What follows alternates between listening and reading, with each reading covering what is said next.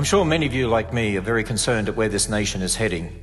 Not so much economically. I know we're all concerned about the economic problems in this nation, but spiritually. And it's not just America, it's the whole Western world.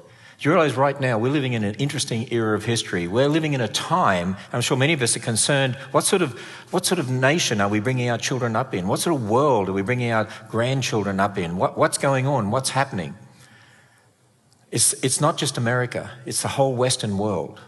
We see the collapse of the Christian fabric, the collapse of the Christian worldview. Why is this happening? I believe a ministry of answers in Genesis has really been raised up at this time to help people understand what is happening and what to do about it. And I want to go through 4 verses of scripture that to me will really help us understand what is going on and why it's happening and what the solution to these issues are. In 1 Chronicles 12:32, we read about the sons of Issachar who had understanding of the times. And I want to ask us, do we have understanding of the times? Do we know what is happening in our nation and in our Western world? We need to have understanding of the times. These were men who had understanding it was time for David to be king. But do we have understanding of the times we live in? Psalm 11:3 tells us, if the foundations be destroyed, what can the righteous do? What's happened in our nation is that there's been a foundation that has come under attack. It's the foundation of the authority of the Word of God. And that foundation has come under attack right throughout our Western world. 1 Peter 3:15 tells us, always be prepared to give a defense, or as the King James puts it, to give an answer.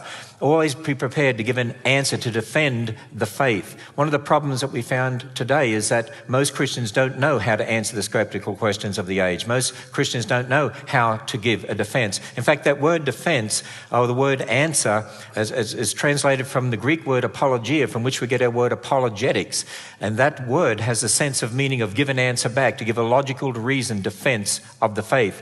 One of the things that we should be doing today is making sure that we're raising up generations who understand how to give a defense of the faith. And we need to be teaching apologetics. Most Christian parents aren't teaching their children apologetics. Most churches aren't teaching apologetics. It's a real problem throughout Christendom. Mark 16:15 says, go into all the world and preach the gospel. We need to go out there and preach the gospel. But you know, we live in an increasingly skeptical culture in which many people don't even listen to the gospel because they don't believe the book from which it comes. And we need to understand how we're going to approach such people. I want to show you a little video clip here about the nation of England. Because what's happening in England is happening in America. It should be a warning for us. Where England is today, America will be tomorrow. Watch this clip, and then let's discuss this in a bit more detail. The coronation of Queen Elizabeth. Like British monarchs before her, she promised to maintain the laws of God and the true profession of the gospel. But Britain today is at war with the gospel and with itself. Yesterday, I got a letter from the Advertising Standards Authority of a complaint saying that my billboard that says Britain is a Christian country is offensive to atheists and other religions, and it incites hatred against them. What nonsense. There's been a massive move by the secularist lobby to privatise religion. You can have faith so long as it doesn't affect you in the workplace, so long as you don't bring it into the workplace. Just make it private. By some estimates, it only took about 10 years to almost completely undermine Britain's Christian heritage. Barring a sudden move of God, it's likely to take far longer to restore it.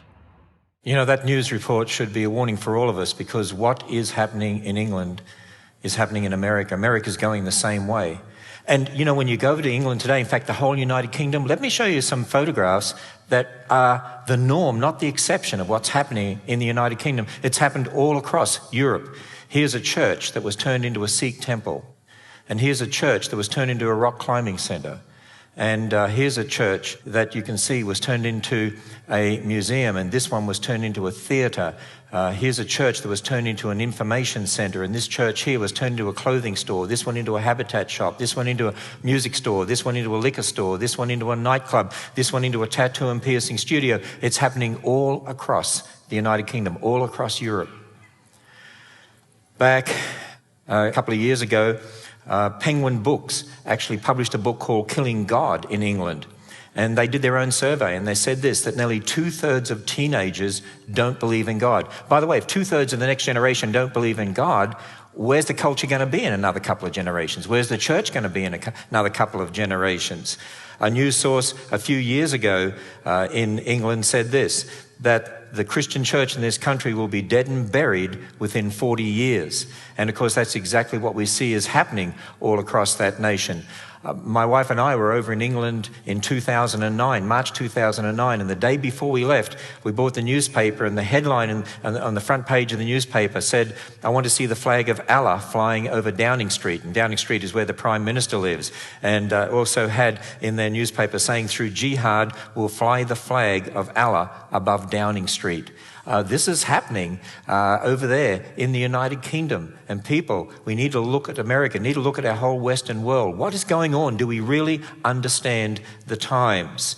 In 2010, there was a global atheist convention in Australia. I don't know whether you know this, but the atheists are really on the march. You know, when I was a teenager, atheists would say something like this, "Oh, we don't believe that stuff about Christianity. We don't agree with you people." But atheists today are very different. Atheists today would say, "Oh, we don't believe that stuff, and Christians are bad people, and we've got to stop them doing what they're doing, and we've got to stop them teaching their kids about the Bible, and we've got to marginalize them. We've got to do something about these Christians." That's what's happening in England. People, it's increasingly happening in America. The atheists have become very, very aggressive. And one of the major newspapers in Australia, in reporting on the atheist convention that was held there, made this statement. It said, "The number of churchgoers in Australia is about 9% and dwindling. The diversity of spiritual belief is flourishing, and atheism is going off like a frog in a sock." Now, if you want to know what a frog in a sock means, that's an Australian term, by the way. It just means it's taking off, just so that you've learned some Australian here in doing that as well. And by the way, there were photographs taken of the atheists in Australia wearing their T-shirts proudly, saying that they're an atheist, and there were ads on buses saying, "Atheism, celebrate reason." What about Canada? What about America's northern neighbour? Well, this news source says this: weekly church attendance dropped to just over 30% in 1975 and around 20% by the year 2000. The assumption has been that the percentage will continue to drop as Canada becomes more secularised. That is, it has been expected that church attendance in Canada will soon reach the levels of Western Europe, where it's dropped below 10% in most countries. We realise our whole Western world is changing. But what about America? I mean, this has been, I would call it the greatest Christianized nation on earth. You can't say a nation has been truly Christian, but certainly the greatest Christianized nation on earth. Do you realize in America you have the largest number of churches and seminaries and Christian colleges and Bible colleges and Christian bookstores, Christian resources, Christian radio, Christian TV? Actually, in America you have more Christian resources right now than any other country in the world.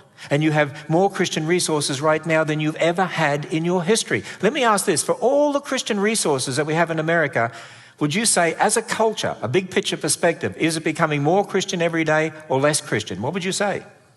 Less Christian. People, there is something wrong here. Why is not the church touching the culture? I mean, the church has more resources than it's ever had. We have mega churches across America. We have all these programs. We have all these resources, more than you've ever had in your history. And yet the church is not touching the culture like it used to. Why? I suggest to you, because the culture has actually invaded the church. And you know what we're seeing happening across America? Just like the United Kingdom. Churches like this one that was turned into a museum, and this one that was turned into a town hall, and this one into a martial arts centre, and this one that was turned into a music store. Yes, we're seeing that happening across America, and we're seeing these moral issues pervading the nation. Who would have ever thought? Can you imagine if you went back to the 60s or the 50s or even before that and said to the culture back then, do you realize that in the 21st century in America they'll have legalized abortion, they'll be legalizing gay marriage, they'll throw in God and the Bible and prayer out of the public schools, they would be eliminating Christian symbols from public places like the Ten Commandments and nativity scenes, crosses. And I think people back then would have said, no, not in America. Oh yes, in America. In April 2009, Newsweek on the front cover had this headline, "The Decline and Fall of Christian America." And inside they had an article with the heading, "The End of Christian America." Who would have ever thought that Newsweek would be saying, this is the end of Christian America? In fact, they did their survey and they said the percentage of self-identified Christians has fallen in America, and that the number of people willing to describe themselves as atheist or agnostic has increased. By the way, the number that they said were atheist was about 3 million. 3 million compared to 300 odd million in this nation is a very small percentage, but do you realize that they have the most effect on this culture? Why? What about all the people who call themselves Christian? How come it's a very small minority, if I can say it that way, that are having such an effect on the whole culture, influencing the entire culture? What's wrong with God's people? Where are we? We've got more Christian resources than we've ever had. You know, one of the people who understands that this nation is changing and who actually supports the change that's occurring in this nation was President Obama. I'm not trying to get political in saying this. I just want to quote President Obama himself so you understand what he's saying about this nation. In his book called The Audacity of Hope, which was published before he was elected president, he made this statement. He said, "Whatever we once were, we are no longer. Whatever we once were, we are no longer just a Christian nation. We're also a Jewish nation, a Muslim nation, a Buddhist nation, a Hindu nation, a nation of non-believers." What does he really mean by that? Well, let's listen to President Obama himself and then look at a few more of his quotes to understand what he's saying about the nation of America. Remember what he said during his inauguration address. "We are a nation of Christians and Muslims, Jews and Hindus, and non-believers. We are shaped by every language and culture." And then in 2009, when President Obama visited Turkey, speaking with the president of Turkey, he said this. I've said before that one of the great strengths of the United States is, although as I mentioned, we have a very large Christian population, we do not consider ourselves a Christian nation or a Jewish nation or a Muslim nation. We consider ourselves a nation of citizens who are bound by ideals and a set of values. Let me ask you a question. Whose ideals and whose values? Because you see, if it doesn't come from an absolute authority, God, the Bible, then who decides? It's whoever is in power decides what those ideals and values are. It all becomes relative on who can impose those on a culture. When President Obama said, "Whatever we once were, we are no longer," he actually sees it as a positive thing. Whatever we once were, we're no longer. And telling people around the world, look, America has changed, and this is a good thing. In fact, I can show you that he believes it's a good thing from some of the other things that has happened in this nation. For instance, back in 2009, President Obama declared that June of that year, 2009, was to be Lesbian, Gay, Bisexual and Transgender Pride Month and called upon Americans to support that. He also said in 2009, he said, "My expectation is that when you look back on these years, you will see a time in which we as a nation finally recognize relationships between two men and two women as just as real and admirable as relationships between a man and a woman." When you have the President of the United States saying it's important to understand marriage is not just to be a man and a woman, you've got to allow a man, a woman, and so on. And this is a great change. This is a positive step forward. You know that America's in trouble. And then it's interesting to note that in 2010, on the White House website, President Obama said, "An important chapter in our great unfinished story is the movement of fairness and equality on behalf of the lesbian, gay, bisexual and transgender community. Across my administration, openly LGBT employees are serving at every level." And then he said, "Now, therefore, I, Barack Obama, President of the United States of America, by virtue of the authority vested in me by the Constitution and the laws of the United States, do hereby proclaim June 2010 as Lesbian, Gay, Bisexual and Transgender Pride Month," and again called upon Americans to support it. People, America has changed. Whatever we once were, we are no longer. The secular humanists are talking about this in a very positive way. For instance, a secular humanist magazine called Free Inquiry, the edition that was published in February of 2010, had on the front page the heading "Fading Faith" and had a picture of a bombed out church and steeple representing the decaying church or the collapsing church. And they said this in an article inside: "A historic transition is occurring, barely noticed, slowly, quietly, imperceptibly. Religion is shriveling in America as it already has in Europe, Canada, Australia, Japan, across the developed world. Increasingly, supernatural faith belongs to the third world. The first world is entering the long predicted restricted secular age where science and knowledge dominate. And we're seeing the consequences of this transition, the consequences of this change. Who would have ever thought that a university in Texas would have an atheist group on campus that would set up a booth and encourage students to exchange their Bibles for pornography? It was called the Bibles for Porn campaign. Who would have ever thought that that would happen in an American university? But yes, that sort of thing is happening. Who would have ever thought that in America we'd see the atheists becoming very aggressive in getting their message out across America, putting billboards up across the nation in many, many states, in many cities, ads on buses, ads on subways, like this one here from Cincinnati. Don't believe in God? You are not alone. This one in Chicago. Are you good without God? Millions are. This one in Dallas-Fort Worth. This one in Iowa on a bus. And in Seattle, at Christmas time, there was this billboard put up. Yes, Virginia, there is no God. These are the sorts of things not just happening in America, by the way. It's all across our Western world. You go over to London, you see those sorts of ads on buses and on the subways as well. The atheists have become very, very aggressive. Where are the Christians? How come the atheists are having such an influence on the culture when they're such a small group? And we need to understand what is happening as professors in universities are teaching students in this nation. I want to show you a video clip of a professor from Arizona State University as he spoke in 2009 at an atheist conference. I want you to realize that increasingly we're seeing these sort of people in positions of authority at our educational institutions. Listen to what this university professor from Arizona was saying and listen to the reaction at the end. The amazing thing is that every atom in your body came from a star that exploded. And the atoms in your left hand probably came from a different star than your right hand. It really is the most poetic thing I know about physics. You are all stardust. You couldn't be here if stars hadn't exploded because the elements, the carbon, nitrogen, oxygen, iron, all the things that matter for evolution weren't created at the beginning of time. They're created in the nuclear furnaces of stars, and the only way they can get into your body is if the stars were kind enough to explode. So forget Jesus. The stars died so that you could be here today. Okay? And anyway, this is great. So forget Jesus. The stars died so that you could be here today. And you know, they mock at us for believing in an infinite creator God, and they say, how stupid can you get? And here they are saying stars exploded and the stardust in your right hand came from a different star than your left hand and so on. Openly mocking Christianity. And they're allowed to do that. But if Christians try to say anything about God or the Bible in the public school, they're threatened to be taken to court. Whatever we once were, we are no longer. And you know, I want to go through those, and that's just a sample of what's happening in our Western world, just a sample of what's happening in America. There's much more that's going on, but I wanted you to look at that and understand something, because we see that and say, wow, look how bad the culture's becoming. Look what's happening to the culture. And I say, wait a minute, stand back for a moment. I want you to think about something. Why is that happening to the culture? I suggest to you because we have a major problem in our church.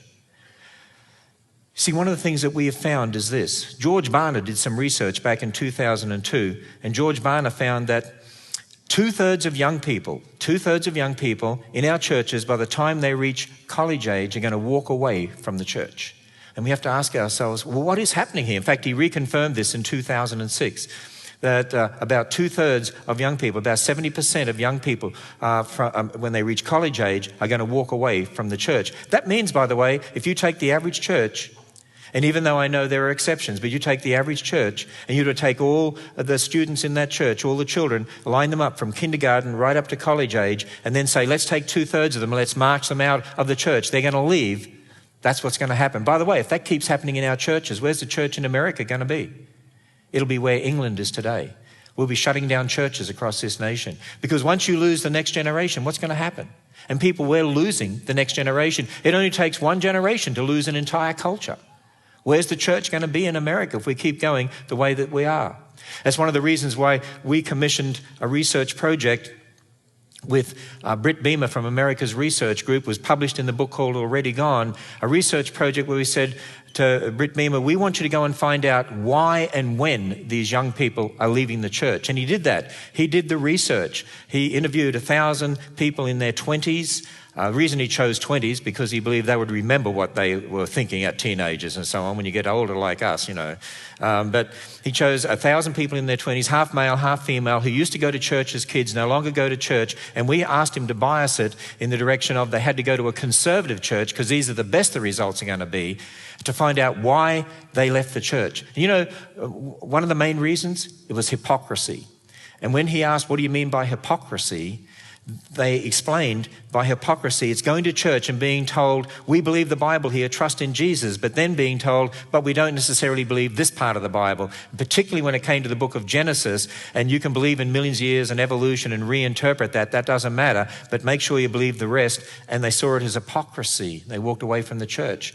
Not only that, when we looked at the answers they gave to the questions, it showed clearly that they weren't taught how to defend their faith. They weren't taught apologetics. In fact, as I travel around the world today, I find I'm asked the same basic questions over and over again. How do you know the Bible's true? Where did the Bible come from? Where did God come from? Who made God? How do you know that there's a God? Why those 66 books? Anyway, carbon-14 disproves the Bible. What about dinosaurs? How do you explain that if the Bible's true? We know there wasn't a global flood. There's not enough water to cover the earth for a global flood. Noah couldn't fit all the animals on the ark. By the way, how many of you have heard those sorts of questions? Have you heard those sorts of questions? Yeah. And you know why? That's the era of history we live in. But instead of raising up generations who've got answers to those questions, who know how to defend their faith, you know what we tend to do? Teach Bible stories and we say, well, I don't know the answers, doesn't matter anyway, but trust in Jesus. And what's happening is this.